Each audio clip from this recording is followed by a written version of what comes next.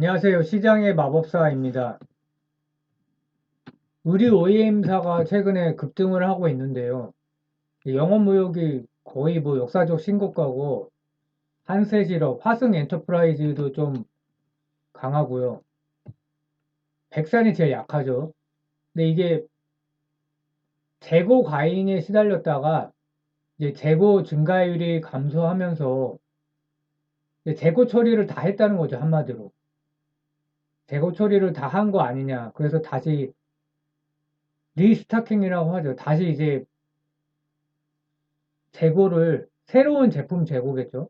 그 할인해서 판매하는 게 아니라 제대로 가격을 받는 재고가 들어와서 이제 재고 처리 비용이 드는 거는 끝났고 정상가를 판매하면서 이제 이익률이 좋아질 거다 이런 기대로 올라간 것 같고 그래서 그 고객사들 재고 정상화가 마무리 단계에 접어들고 있는 거 아니냐 이제 그러면서 6월 달에 영업무역이 엄청 올랐고 따라서 다 올랐는데요. 그 미국의 의류 소매 재고 증가율이 작년에 여름에 31% 정점 찍은 다음에 계속 하락하다가 지난달에 5%로 감소한 상황이라고 합니다. 반도체도 좀 비슷하죠. 재고 증가율이 감소하면서 주가가 이제 올라가는 상황이죠. 그래서 리스타킹이 이제 가까워지고 있다. 그래서 근데 영업무역이 왜 이렇게 급등했나? 저도 사실 잘 몰랐는데 노스페이스와 이 룰루레몬이 좀 크죠. 기능성 의류 브랜드 1분기 실적도 좋았는데 그 기능성 의류 시장은 약간 경기를 안 탄다고 할 수는 없겠지만 경기에 상당히 그 경기를 타지 않는 이제 상황이죠. 타 의류 업체에 비해서. 그래서 이제 구조적 성장이라는 표현을 했는데요. 근데 한세 실업 같은 경우에는 이제 갭인데 일반 의류 경기 영향이 크죠. 그래서 좀 주가 상승하는 것도 보면 영업무역은 뭐 역사적 신고가나 다름없는데 한세실업은 그렇지는 않은 상황이고 백산이 좀 제일 약하게 가는 상황입니다. 화승 엔터프라이즈는 이제 아디다스 향이고 그러니까 턴어라운드가 더 극적인 회사 위주로 주가가 많이 오르는 것 같습니다.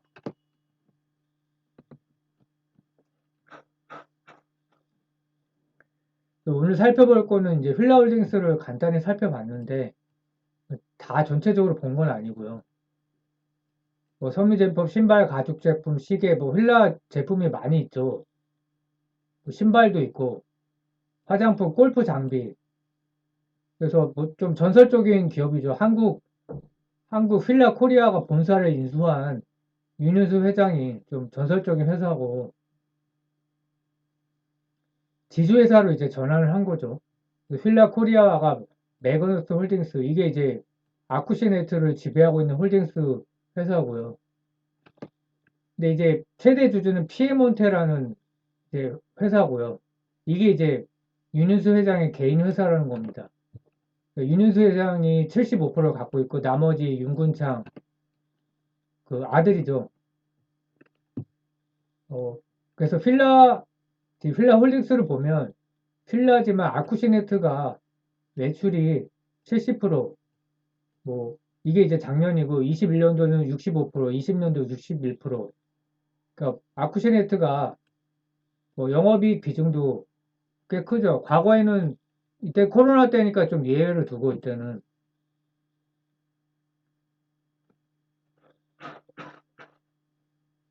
작년에는 훨씬 컸고요. 그 아쿠시네트 쪽이 골프 휠라 같은 경우가 매출이 비중이 30%, 35%, 과거에 코로나 때는 40%까지 갔었고요.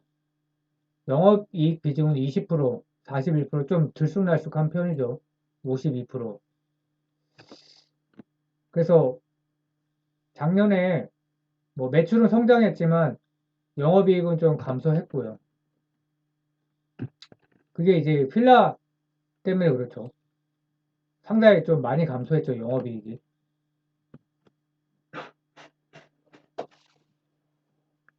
그리고 수출이 작년은 80% 정도였고 75에서 80%, 그러니까 환율이 중요한 회사고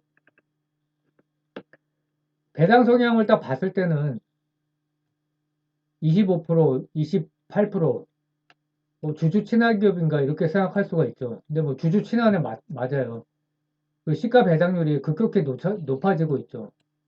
그리고 최대 주주인 피에몬테가 작년부터 굉장히 지분을 꾸준히 매입을 해서 그리고 또 배당도 높여서 일단 주주 친화 기업으로 보이기는 합니다. 승계 자금 때문에 그러죠. 피에몬테. 증여 상속 재원을 마련하기 위해서 배당을 확 늘리는 거고 코로나 때 배당금이 112억이었는데 거의 9배가 늘었죠. 작년에 949억. 게다가 작년에는 이제 분기 배당, 특별 배당을 사상 처음으로 했고 배당 성향이 이제 이렇게 높아졌죠. 그러니까 향후 배당 성향을 50%까지 늘릴 수도 있다. 이렇게 기사가 나와 있고 주요 주주가 피에몬테 외 5인인데 뭐 피에몬테가 거의 이제 26.83%의 대부분을 갖고 있다고 뭐 거의 다라고 하면 되고요. 근데 이게 1분기 기준인데 계속 더 샀어요. 5%나 더 늘었죠. 28일 기준으로.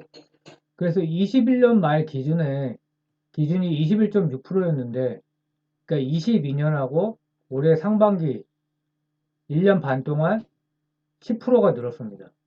왜냐하면 그 휠라홀딩스의 윤윤수 회장과 그 장남분이 지분율이 거의 없어요. 그러면 21%는 좀 낮죠. 불안한 거죠. 그래서 늘린 거고. 그리고 또 배당을 받아서 상속 재원으로 활용을 해야 되니까.